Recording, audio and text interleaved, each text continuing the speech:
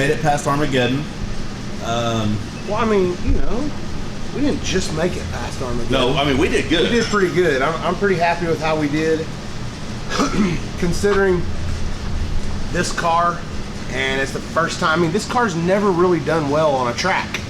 It's always, you know, done all of its work on the street, and for it to go out on a track and do as well as what I felt like it did, I'm happy, you know. So, but we have exceeded what most normal people would done for a refresh on this thing. Well, we don't really know. Otherwise, if I knew for a fact how many passes this motor had on it, I wouldn't be as worried as what I am right now. We don't know. I mean, we heard when we got it, it had 20 passes on it. I mean, but are those quarter-mile passes? Are those eighth-mile passes? We know that the car that it came out of ran 390s. But we also know that it went 6.0s at 250 and a quarter. We also know he's a quarter-mile guy. And he's been, so far, everything he's told us has been perfect. I mean, we've had the pan off, inspected the bearings. They looked amazing. Yes, everything looked good. We haven't even as much as got a push rod, nothing, you know. So we've been really happy with the engine, and it's everything that he said that it was. But for us to know exactly how many passes it has on it, which we're not the best at keeping up with passes anyways, and I'm also not the guy who believes that just because a rod has an X amount of passes on it, it's gonna be a failure, you know. So we're gonna tear it apart. We're gonna see what it looks like. There's some things that I'm not 100% happy with. I feel like my guy who helps me with my valve train is one of the best in the business, and that's a lot of the reasons that we don't ever have valve train issues. Just running the valves in this deal, it obviously works, but I'm not happy with it. The roller rocker runs over the tip of the valve. You know, in my opinion, it's not correct. Just if I can remember correctly from running the valves, I think that it needs a shorter push rod in the motor. So that's just me. You know, I get it. Everybody out there is going to say, well, there's adjusters for that. Yeah, there are adjusters for that. But whenever your push rod is here, and when it turns and it runs off the top of the valve, it's not running off the top of the valve, but it ain't in the center of it. It's past center for sure. And that is where you get your valve train in a bind, and I don't like that. So we are going to pull this thing out, freshen it up. We have a lot of passes on it. We have, man, not only do we have, I would say we have a minimum of 30 passes on it, but how many times have we spooled this thing up? Oh, shit.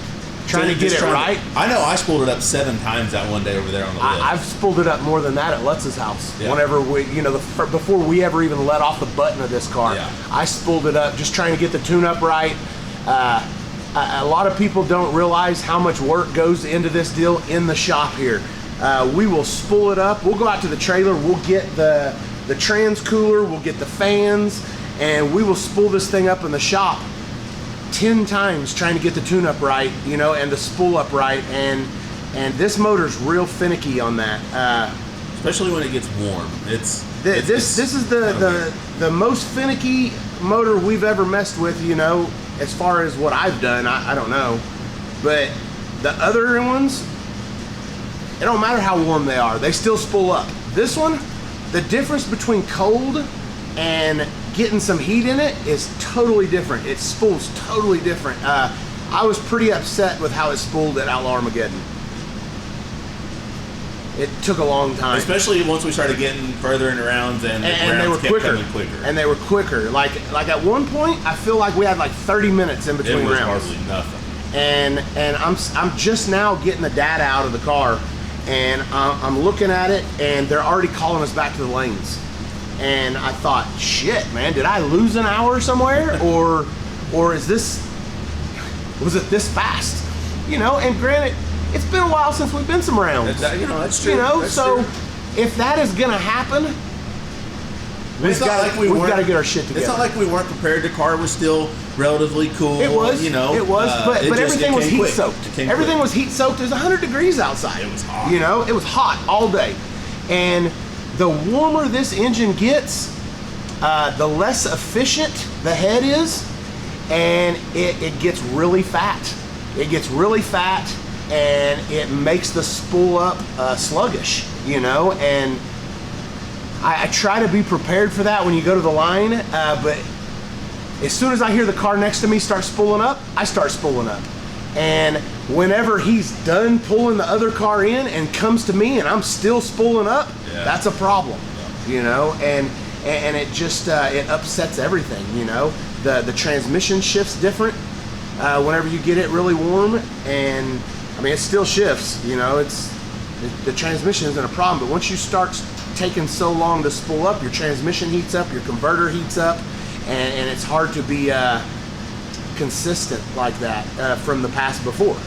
So we definitely need to work on the spool up a little bit, but bottom line is we've been seeing a little bit of material in the filter of this thing, and we don't even really know what it is.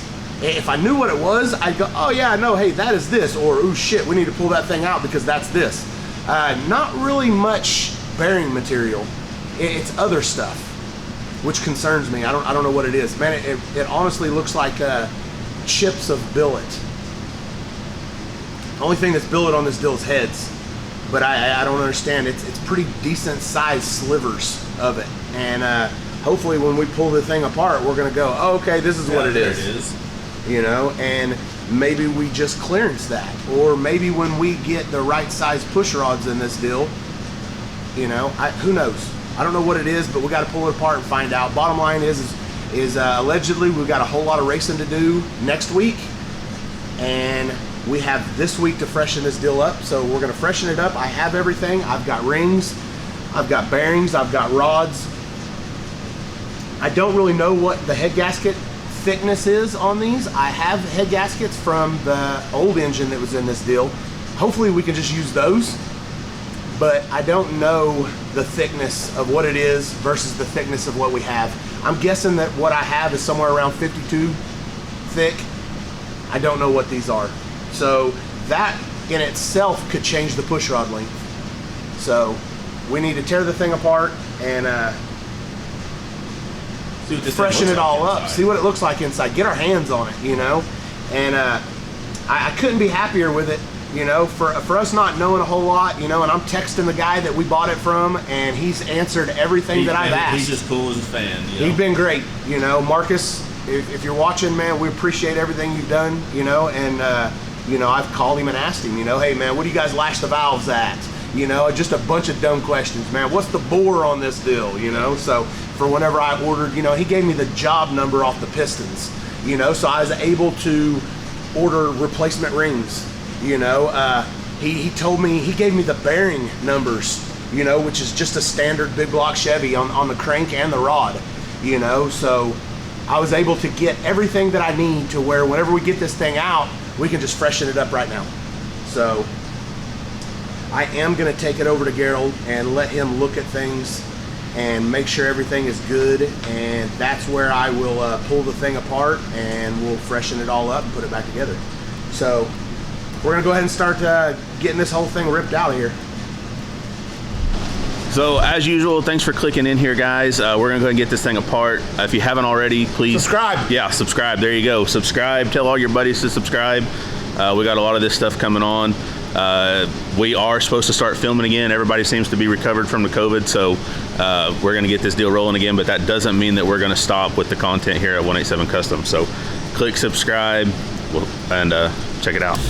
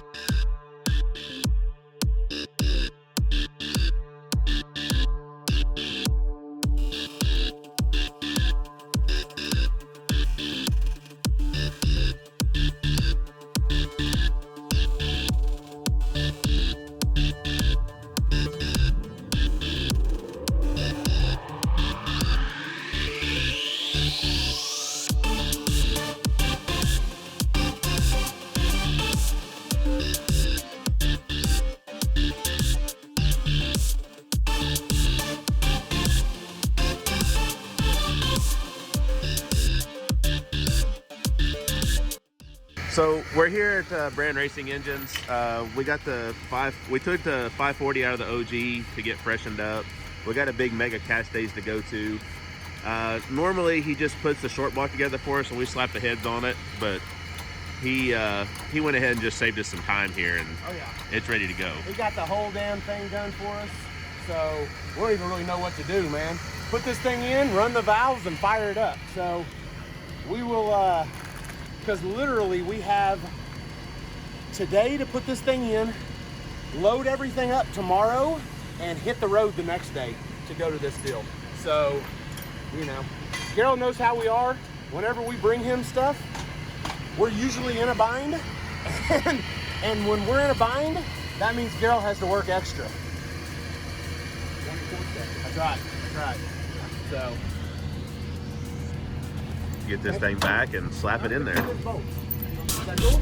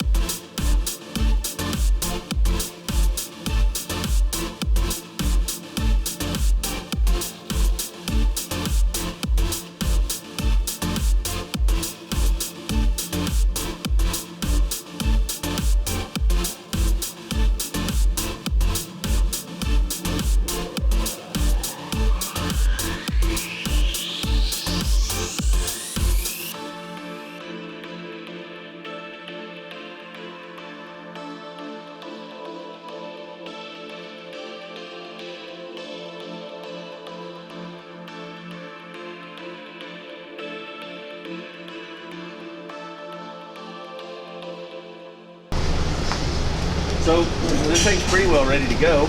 Slap the headers on it. Let this stuff dry overnight, then fire it up, put it in the trailer, and make it catch days. And normally we don't even let it dry overnight, but this time we have that luxury. Yeah, we do. We do. We got all the time. Yeah, we do. Load it up tomorrow. So luckily we have other things going on today, which gives us the luxury of waiting till tomorrow to fire it up. Yeah.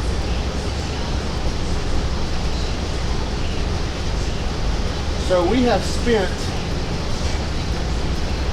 all last week before Outlaw Armageddon getting the new stacker trailer ready to go, and now the brakes don't work on it, so now we have to swap everything back to the other trailer.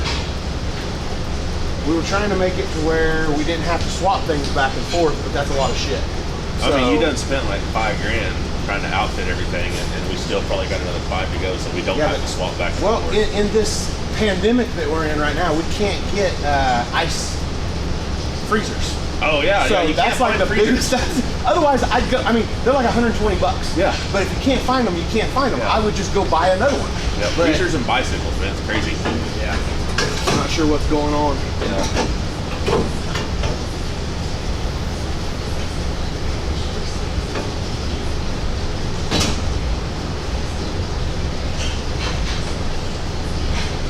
Okay. Can I get bolts? Let me see the one. Man, Gerald took this one off. I know he did. Yeah, it's right here. The little Okay, I shorty. need that. Yes. Here, I'll let you dig. Hold it. Oh, sorry. I just need that one. Yep.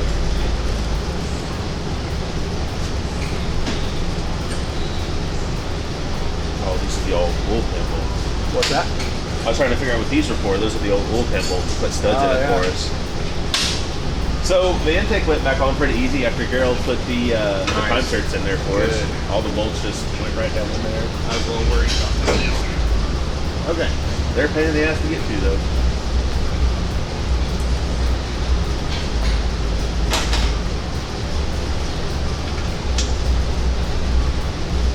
So did he say everything looked good inside the motor once he got it all tore apart? I know the main reason we didn't race in the Friday big baller race or big high roller race or whatever was I pulled the filter out Thursday night after our test pass, and it was definitely suspect. there was 3 little chunks of gold or brass or whatever you want to call it in there.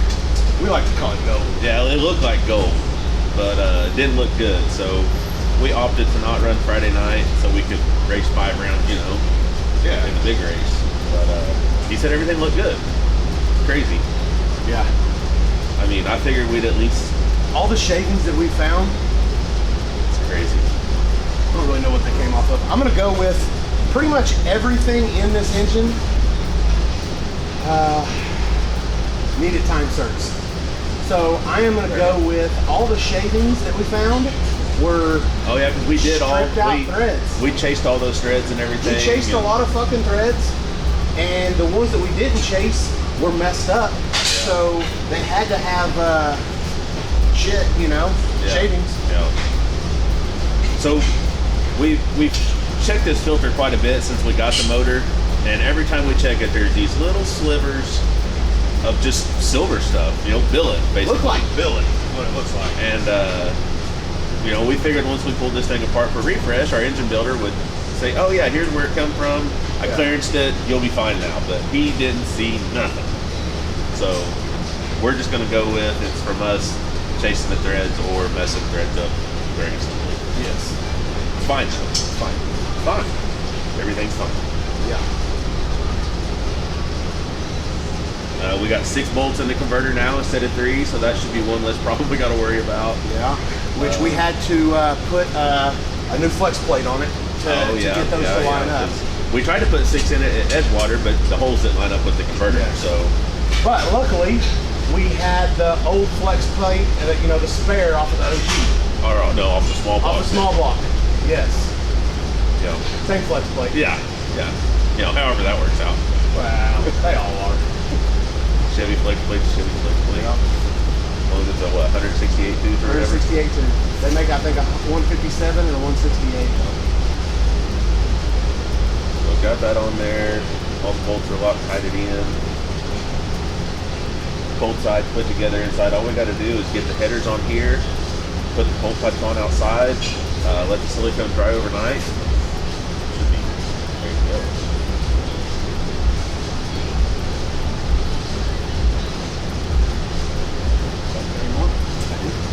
How many you need? 1, 2, 3.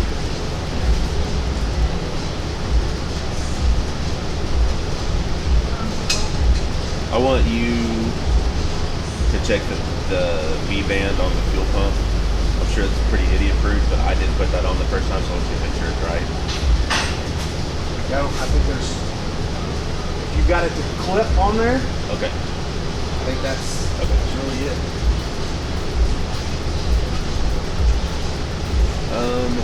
We're gonna need to worry about this at some point. I saw that. Okay. I really kind of figured that right now is not the time to worry about it.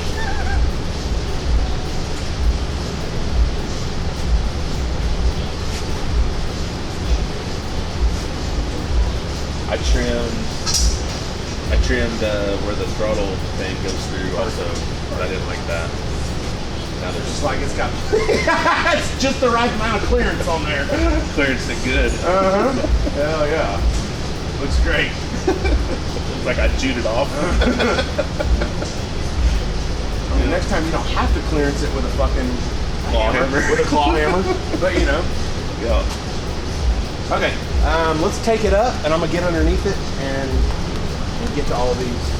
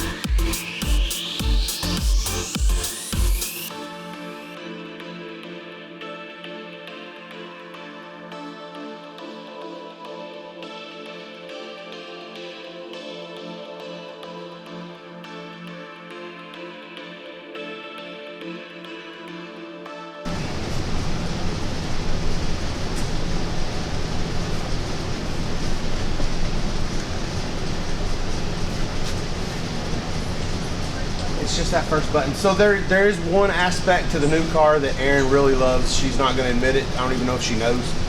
But I do know. I have was there. bumps on the other car to where I can run the valves all by myself. And back in the day, well, every time with this car, Yeah. she has to come out here and bump it, and she gets upset with me because I get upset with her. So the new car, we don't have to go through this on. Let me find the stuff. Okay, so bump. Whoop. See? Just barely touch it though is all you gotta do. Barely touch it. Bump. A little bit. Okay, hold that.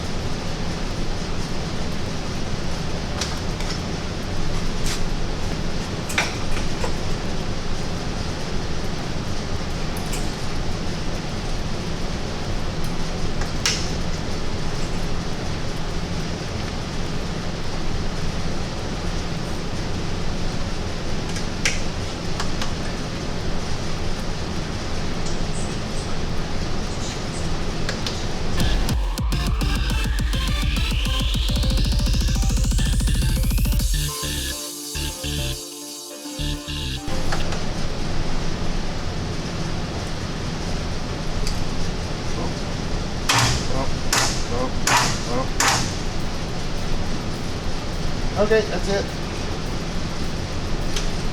See, that wasn't bad.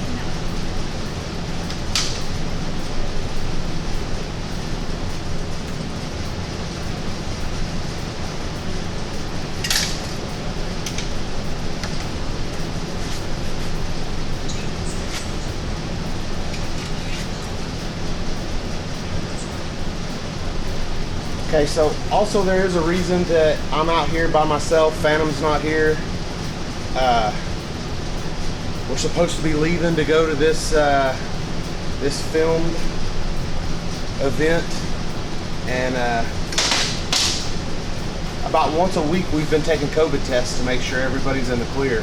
Well, I guess this was my week to flunk, so I don't even know if I get to go to the race or not. I'm still gonna get this together. I'm still gonna fire it up, but they said that I have COVID.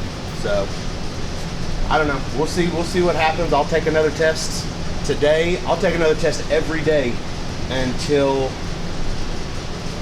I clear, I guess. And then maybe we're supposed to leave to go to the race tomorrow.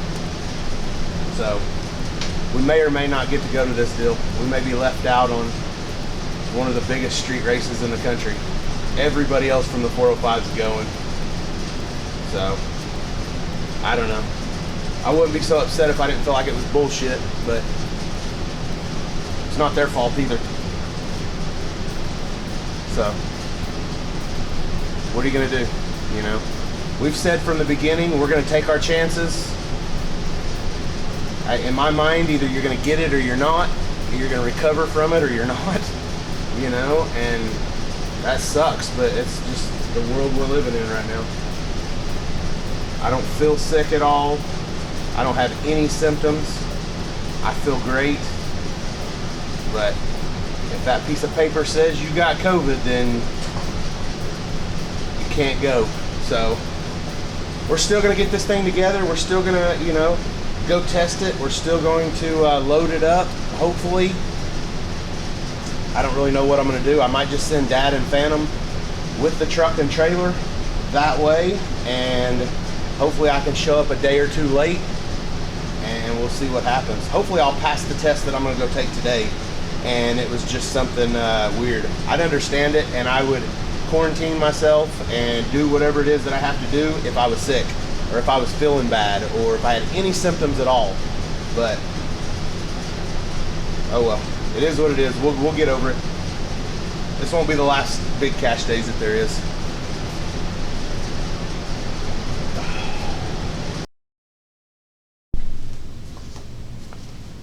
So, I'm not sure where Shawn left off here. He is going to take another test, see if he can pass this thing so we can go racing. I'm changing the transmission fluid here, and then I'm going to spool it up and just make sure everything's good there. Go through the gears, make sure that the Rossler bangs into gear like it always does, and then spool it up, and then we'll put this thing in a trailer. And as soon as they tell us we can go, we'll go.